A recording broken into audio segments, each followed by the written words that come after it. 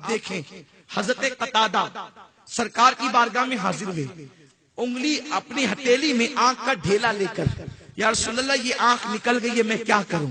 تو سرکار کو یہ کہنا چاہیے تھا اللہ تمہیں جزا دے، اس کو دفن کر دو، اللہ تمہیں صلہ دے گا، لیکن حضور نے یہ نہیں کیا۔ اگر میری محبت میں اور اللہ کی راہ میں تو نے آنکھ قربان کی ہے تو حضور نے اس سے بڑھ کر کے آنکھ قتادہ کو عطا فرمائی، یہ کہ اپنا لعاب نکال کر کے قتادہ کی آنکھ میں لگایا اور پھر آنکھ کا ڈھیلا رکھ کر کے ہتھیلی پھیر دی۔ تو قتادہ کہتے ہیں جو آنکھ میری پہلے تھی اس سے بہتر آنکھ مصطفیٰ جان رحمت صلی اللہ علیہ وسلم نے عطا فرمائی۔ آپ دیکھ رہے یہ بھی حضور کی اخلاق کریمانہ ہے، لیکن اس کی طرف ہماری توجہ نہیں ہے۔ میرے آقا صلی اللہ علیہ وسلم کے پیارے دیوانوں، ہم مسجد کے اندر بھی آپس میں لڑتے ہیں، ہم محلوں میں بھی آپس میں لڑتے ہیں، لڑائی لڑائی لڑائی اس قدر عام ہو گئی ہے، نہ گھر بچا، نہ محلہ بچا، اب نہ ملک بچا۔ اللہ کے حبیب صلی اللہ علیہ وسلم نے فرمایا جو خون ریزی کرے گا وہ ہم میں سے نہیں ہے۔ اگر یہ اخلاق امت کو بتائے جاتے تو داعش کبھی بھی نماز کا سلام پھیرنے کے بعد شامیوں کو قتل نہ کرتے۔ لوگوں نے سمجھا نماز ہی سب کچھ ہے اور نماز پہ اتنا زور دیا، اور بے شک نماز دین کا ستون ہے لیکن مکمل دین نہیں ہے۔ اور نماز جو سچی نماز پڑھنے والا ہے قرآن تو اس کو سند دے رہا ہے، ان الصلاۃ تنہی عن الفحشاء والمنکر، وہ برائی کرے گا نہیں۔ یہ کون سی نماز ہے کہ جو تم ایک دوسرے کے ساتھ قتل غارت گیری کر رہے ہو؟ مسجدوں کے اندر بم دھماکے ہو رہے ہیں، ایک دوسرے کے ساتھ لڑائیاں ہو رہی ہیں، ایک دوسرے کے ساتھ خون ریزیاں ہو رہی ہیں۔ اللہ کے حبیب صلی اللہ علیہ وسلم نے تو وضو میں پانی کو بھی ضائع کرنے سے منع کیا، اور آج ہم ایک دوسرے کا خون بہا رہے ہیں۔ اور لوگوں کا حال یہ، لڑائیاں اس قدر عام ہو گئی، اس قدر عام ہو گئی، لوگ الگ الگ مسلک بنا کر بیٹھ گئے۔ کوئی کہتا ہے میں شیعہ ہوں، کوئی کہتا ہے میں وہابی ہوں، کوئی کہتا ہے دیوبندی ہوں، کوئی کہتا ہے یہ ہوں، کوئی کہتا ہے یہ ہوں۔ میں کہتا ہوں کیا صحابہ کے دور میں یہ سب تھے؟ یہ مسلک تو نہیں تھے۔ صحابہ کے دور میں تو ایک ہی مسلک تھا جسے ہم اہل سنت و جماعت کہتے ہیں۔ آپ اور اتنی حالات خراب ہیں کہ لوگ اس پر بدعت کی بات کرتے ہیں کہ بدعت، میلاد بدعت، یہ بدعت، وہ بدعت۔ میں کہتا ہوں سب چھوڑو، پہلے یہ مسلک ہی بدعت ہے نا جو آپ نے قائم کیے۔ حضور نے تو ایک ہی مسلک کی بنیاد رکھی تھی اور وہ مسلک اہل سنت و جماعت۔ اس مسلک میں انگوٹھے چومے جاتے تھے، اس مسلک میں انگوٹھے چومے جاتے تھے۔ یہ کوئی میں دیو مالائی بات نہیں کر رہا ہوں، ہمارے پاس ثبوت ہے، صرف ثبوت اپنی کتابوں میں نہیں، برنباس کی انجیل میں بھی ہمارے پاس ثبوت موجود ہیں کہ حضرت آدم علیہ السلام نے انگوٹھے چومے نور مصطفیٰ صلی اللہ علیہ وسلم کو اپنے انگوٹھوں میں دیکھ کر۔ صدیق اکبر انگوٹھے چومتے تھے حضور کے نام پر۔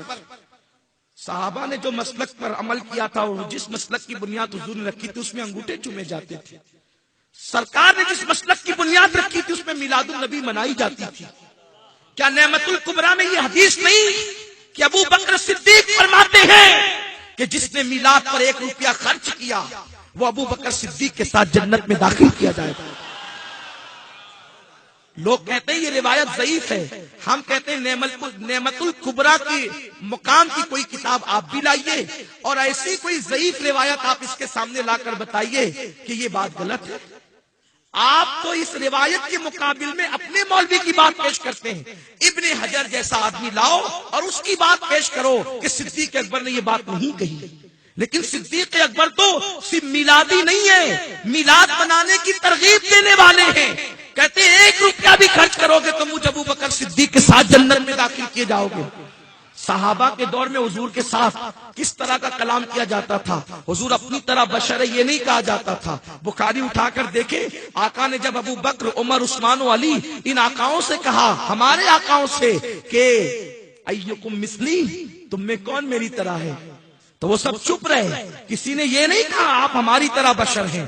تو صحابہ جو مسلک پہ عمل کرتے تھے اس میں نبی کو اپنی طرح کہنا یہ بے ادبی سمجھی جاتی تھی. اسی لیے حضور ان سے پوچھ رہے تھے ایتکم مثلی، کون ہے میری طرح؟ وہ کہتے تھے کوئی آپ کی طرح نہیں ہے. آپ کہیں گے یہ آپ کہاں سے لائے؟ حسان کہہ رہے تھے وہ احسن منک لم تلقت عینی واجمل منک لم تلد النساء خلقت مبرئا من كل عیب کانک قد خلقت کما تشاء.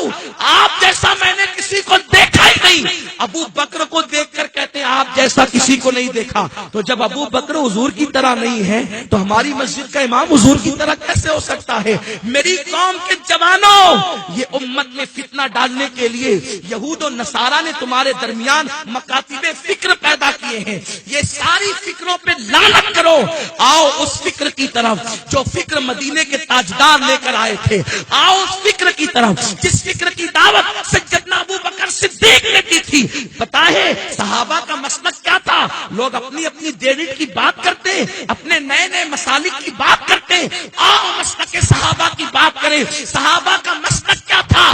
جس وقت یمامہ کی جنگ میں صحابہ تشریف لے گئے، سامنے والی جماعت کو دیکھا، ان کے چہرے مورے انداز سب ہماری طرح ہے، اس لیے کہ پہلے یہ بھی مسلمان رہ چکے ہیں اور اب مسلمہ کذاب کا شکار ہو چکے ہیں. تو اس وقت ابو عبیدہ ابن الجراح، خالد ابن ولید، ان سب لوگوں نے آپس میں مشورہ کیا غلطی سے ہم اپنے آدمی کو قتل نہ کر دیں تو پہچان کے لیے نعرہ کیا مقرر کیا جائے. تو ان لوگوں نے، صحابہ نے، جس میں 700 حفاظ قرآن تھے، جس میں علماء صحابہ بھی موجود تھے، انہوں نے یہ کہا تھا کہ اپنی اور بیگانے میں فرق کرنے کے لیے آج نعرہ لگایا جائے گا یا محمدا یا محمدا یا محمدا.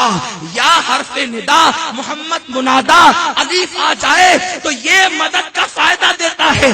نعرے کا مطلب یہ ہے یا رسول اللہ ہماری مدد فرمائے. صحابہ یہ نعرہ لگا رہے ہیں اور آپ غور فرمائیں میرے آقا علیہ الصلوۃ والتسلیم کے پیارے دیوانوں، آپ کہتے ہیں حضور کو مدد کے لیے پکارنا شرک ہے.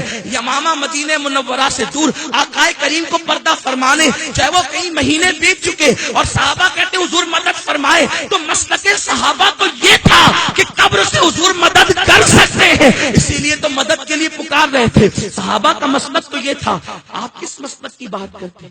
آپ کو الجھایا جا رہا ہے. اس لیے کہ ڈاکٹر اقبال نے 1 صدی پہلے کہا تھا یہ شام جو تباہ ہوا، حلب کی تباہی پر ہندوستان کے سارے اخبارات لکھ رہے ہیں، پاکستان کے نیوز چینلوں پر ہاہکار مچا ہوا ہے، پوری دنیا کے اندر ہاہکار مچا ہے. حلب 5 لاکھ آبادی کا شہر جو گویا کے تجارتی معاملات میں ملک کے شام کا بمبئی تھا، وہ ہلاک ہو گیا، کھنڈرات میں تبدیل ہو گیا. ہمارے مفکرین 1 صدی پہلے اس کو محسوس کر رہے تھے. شام جائے گا، یمن لٹے گا، عراق تباہ ہوگا. کیوں؟ اس لیے کہ مفکرین محسوس کر چکے تھے یہ فاقہ کش موت سے ڈرتا نہیں ذرا، روح محمد اس کے بدن سے نکال دو. فکر عرب کو دے کر، فکر عرب کو دے کر، یہ خاص بات، عرب سے نماز نہیں نکال سکتے، عرب سے روزہ نہیں نکال سکتے، عرب سے حج و زکات نہیں نکال سکتے. تو ان کو تباہ کیسے کرنا؟ کیونکہ مسلمان کے بچے کو پتہ ہے نماز فرض ہے. نماز مت چھینو، روح نماز چھینو. روزہ مت چھینو، روح روزہ چھینو. جو چیز نظر نہیں آتی وہ چھینو. فکر عرب کو دے کے فرنگی تخیلات، اسلام کو حجاز و یمن سے نکال دو. اسلام نکلے گا کیسے حجاز و یمن سے؟ کہ ان کے دلوں سے عشق مصطفیٰ نکال دو. جب محبت رسول نکل جائے گی پھر شام کو جلانا آسان ہوگا، یمن کی اینٹ سے اینٹ بجانا آسان ہوگا، اللہ اکبر، اسلامی مملکتوں کے ٹکڑے ٹکڑے کرنا آسان ہوگا. کیونکہ مسلمان کے پاس سب سے بڑی طاقت محبت رسول ہے، عشق رسول ہے. مسلمان حضور کے اخلاق پڑھتا ہے، فدا ہو جاتا ہے، حضور کے معجزات پڑھتا ہے، فدا ہو جاتا ہے. ان کے دل سے محبت رسول نکالو تاکہ یہ تباہ ہو جائیں. محبت رسول نکال دی گئی اور اس کے بعد آج تم بے روح ہو کر کے رہ گئے. آج آپ کہتے کہتے ہیں ہمارے دلوں میں عشق رسول ہے. میں کہتا ہوں اگر عشق رسول واقعی ہمارے دلوں میں ہوتا، صحابہ تو جنگ میں بھی نماز نہیں چھوڑتے تھے. ہم تو موبائل پہ گیم کھیلتے کھیلتے نماز چھوڑ دیتے ہیں. یہ کون سا عشق رسول ہے مجھے بتائیے. صحابہ کرام کا حال تو یہ تھا، وہ کسی کافر کو بھی درد میں نہیں دیکھ سکتے تھے. آج ہم اپنے مسلمان بھائیوں کو تڑپاتے ہیں، بے چین اور بے قرار کرتے ہیں. یہ کون سا عشق رسول ہے میرے آقا علیہ السلام کے دیوانوں. کل تک کا مسلمان یہ تھا، اگر مسلمان کہیں پر بستا تو لوگ اپنی بیٹیوں کو سفر پہ جاتے ہوئے مسلمان کے پاس امانت رکھ کر جاتے تھے. ان کو اتنا یقین تھا یہ مسلمان ہے، سب کچھ کر سکتا ہے، میری بیٹی کی آبرو سے کھیل نہیں سکتا. اور آج کے مسلم جوانوں کا حال یہ ہے، محلے میں لڑکیاں عشاء کے بعد گھر سے نکلنے ڈرتی ہے کہ کچھ اوباش لڑکے نکڑ پہ بیٹھے ہوں گے، ابھی نکلوں گی تو مجھ پر بد نظری کریں گے.